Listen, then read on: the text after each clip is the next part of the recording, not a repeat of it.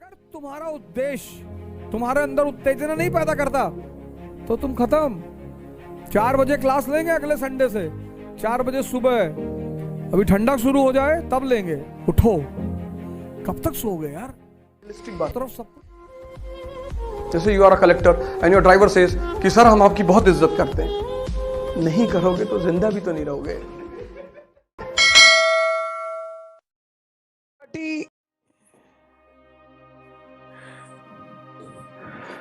Is must for civil services.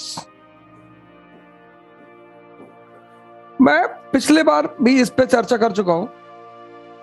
इस बात पर मैं बात पिछली बार भी कर चुका हूं कि एनसीईआरटी की वैल्यू क्या है। What is the importance of NCERT in the preparation of civil services. NCERT पढ़कर तो आईएएस बन नहीं सकते, बिल्कुल। सिर्फ एनसीईआरटी पढ़कर आईएएस बन नहीं सकते, बिल्कुल। लेकिन एनसीईआरटी पढ़े बिना भी आईएएस नहीं बन सकते। उसकी एक वजह, पहली वजह मैंने आपको बताई कि मेजॉरिटी लोगों ने इस कंट्री में 10th के बाद ह्यूमैनिटीज सब्जेक्ट को छोड़ दिया।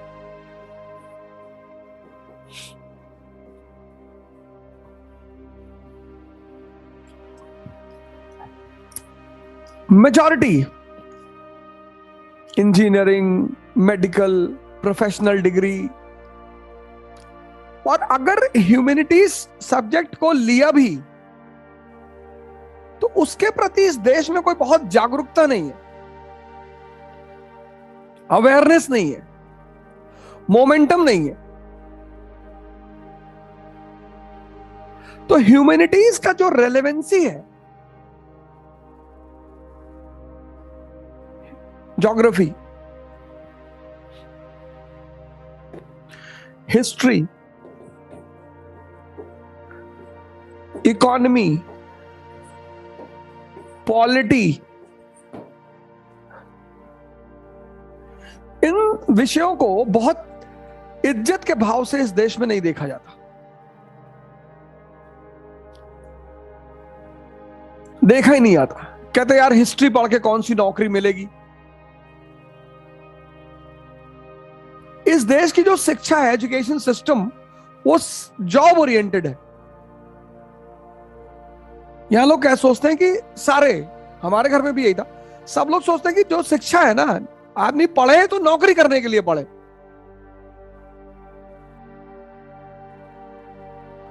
और सिविल सर्वेंट यानी नीति निर्माता, पॉलिसी मेकर्स, तो किसी भी जगह की ज्योग्राफी को समझे बिना, हिस्ट्री को समझे बिना, भाई मुंबई में 1853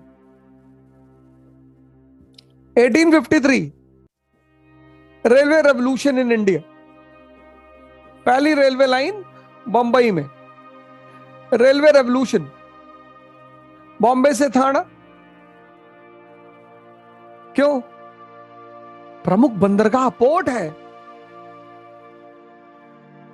इकोनॉमिक नेसेसिटी, कॉटन आ रहा है। बंबई के बंदरगाह से कॉटन ब्रिटेन जाएगा, पहली रेलवे लाइन वहां बिछी। इस रेलवे लाइन ने भारत में इंडस्ट्रियल रेवोल्यूशन को जन्म दिया। 1854 इंडस्ट्रियल रेवोल्यूशन, पहली रेलवे लाइन मुंबई, पहली रेलवे लाइन मुंबई। और पहली, see the relation between economy and infrastructure and industrialisation. पहली रेलवे लाइन बंबई, पहली cotton mill Bombay.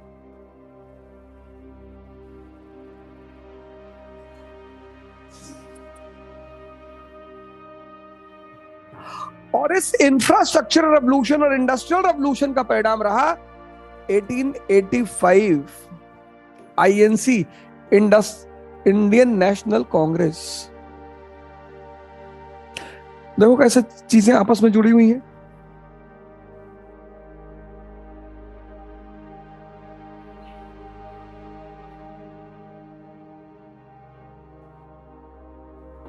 See how the things are interconnected. This connectivity of concepts is at the college level.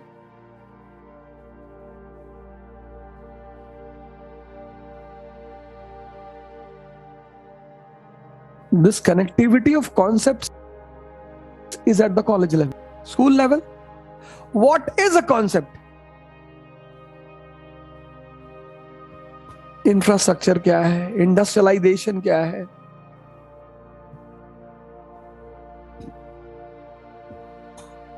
अब school में class 11th में उन्होंने आपको अशोक का धम्म पढ़ा दिया, अशोकास धम्म।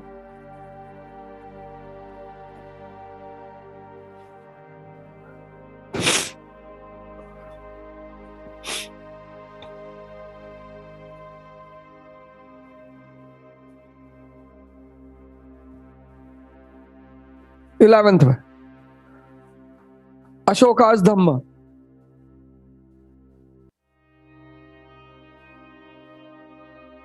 लेकिन जब तुम कॉलेज में पहुंचोगे ना, कॉलेज में तब तुम्हें पता चलेगा, तब तुम कनेक्ट करोगे कि यार India is a country of unity in diversity.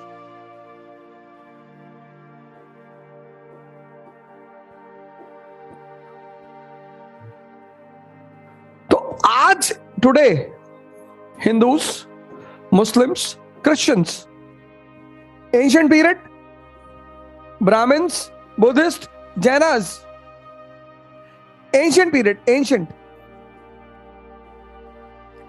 Period, tension in a family, tension in a society is an obstacle for the growth and development of the family and the society. तो कहते नहीं परिवार में बहुत तनाव है, घर में रह के पढ़ाई नहीं होती। Tension in a family and tension in a nation is obstacle for growth and development of a family and a nation. ये बात अशोक को पता है, तो वो धम्म की पॉलिसी लेकर आता है।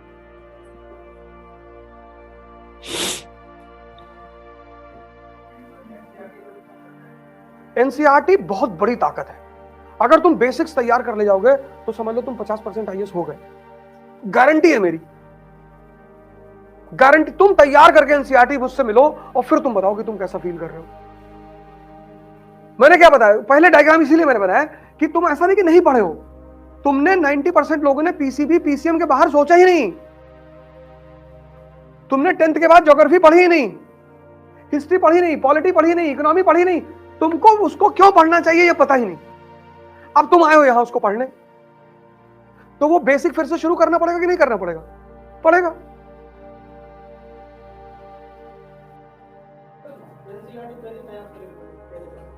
कुछ नहीं करना है, जला लो और एक गिलास पानी में मिलाओ,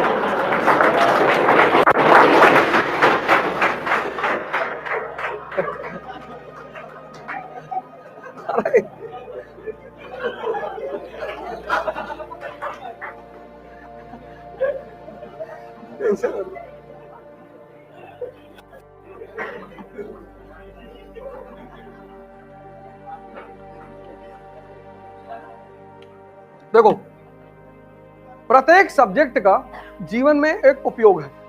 जैसे ज्योग्राफी है, अब तुम मान लो महाराष्ट्र में इन्वेस्टमेंट करना चाहते हो, ठीक? तो महाराष्ट्र में इन्वेस्टमेंट करने के लिए, किसी कहीं भी इन्वेस्टमेंट करने के लिए तुम्हें कुछ चीजें देखनी पड़ती हैं कि वहां पे इंफ्रास्ट्रक्चर कैसा है, वहां का समाज कैसा है। जैसे तुम अभी जाके इन्वेस्टमेंट कर दो युगांडा में, वहां पे तुम जाके डांस बार खोल दो, वहां सब AK-47 लेके चलते, बिस्किट के पैकेट के लिए गोली मार देते। तो ज्योग्राफी तुम्हें बताएगी कि उस पर्टिकुलर जगह का भौगोलिक संरचना, भौगोलिक रिक्वायरमेंट। जैसे तुम अगर भाई पहली कॉटन की फैक्ट्री जो लगी वो कहां लगी? बंबई में लगी।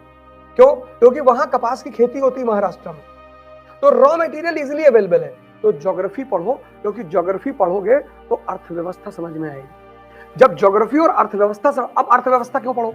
जब तुम नेशनल इनकम चैप्टर तैयार करोगे तो primary sector, agriculture, secondary sector, industry, तो तुम देखोगे कि यार हमारी देश का जो जीडीपी है, सोर्स ऑफ इनकम है, वो सबसे ज्यादा कहां से है, कहां से नहीं है। तो जहां से नहीं है उसको मजबूत करो। ऐसे प्रत्येक सब्जेक्ट का एक व्यवहारिक लाइफ में उपयोगिता है, उस हिसाब से पढ़ो, समझे ना। हाँ, ज्योग्राफी को इसलिए मत पढ़ो कि रटना है। ज्योग्राफी बिना समझे तुम इकोनॉमी को कभी इंप्लीमेंट नहीं कर सकते।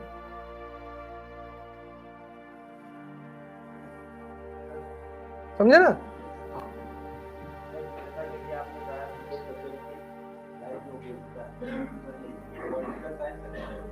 पॉलिटिकल साइंस की उपयोगिता यह है कि किसी भी देश को चलाने के लिए, जैसे मैकियावेली है, तुम अगर फ्रांस की क्रांति देखो तो फ्रांस की क्रांति लोगों ने नहीं किया, वहां के थिंकरों ने करवाया।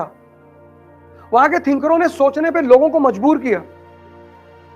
अगर रूसो, कांट और मॉन्टेस्क्यू को तुम नहीं जानते, रूसो, मॉन्टेस्क्यू और तीन बड़े फेमस लोग हैं, वोल्टायर, वो कहता है कि मैं जानता हूं तुम गलत बोल रहे हो, लेकिन फिर भी मैं तुम्हारा विरोध नहीं करूंगा क्योंकि मैं फ्रीडम ऑफ एक्सप्रेशन का समर्थक हूं। तो पॉलिटिकल साइंस मतलब क्या? किसी राज्य व्यवस्था को समझना। बताओ, पढ़ोगे तब तो समझोगे, ऐसे कैसे समझ जाओगे?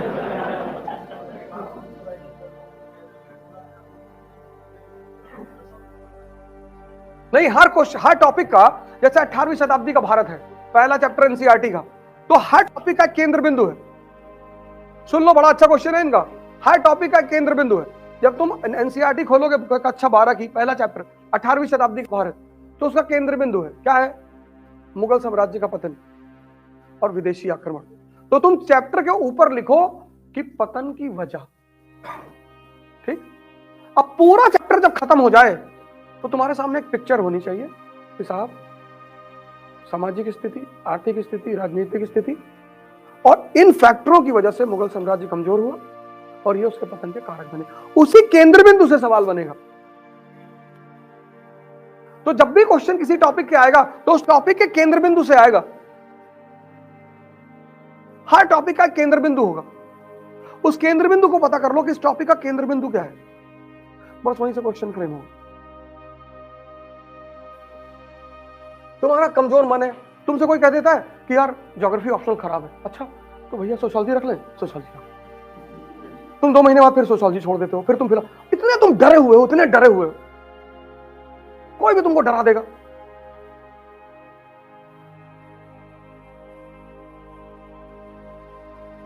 बेसिक्स को मजबूत करो।